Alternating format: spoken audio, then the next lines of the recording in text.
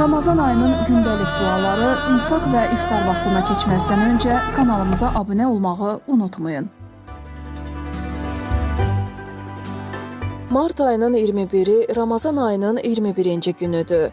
Martın 21-də imsak vaxtı saat 05:16, iftar vaxtı isə saat 19:08-dədir. Ramazan ayının 21-ci gününün imsak duası belədir. İlahi, bugün sənin razılığına bais olan əməllərə doğru mənə yol göstər. Bugün şeytanın mənə hökmranlıq yollarını bağla. Cənnəti mənim üçün mənzil və aramgah et. Ey tələb əhlinin ehtiyacını yerinə yetirən Allah. İftar duası isə belədir. İlahi, sənin üçün oruç tutdum. Verdiyin ruzi ilə iftarımı açıram və sənə təvəkkül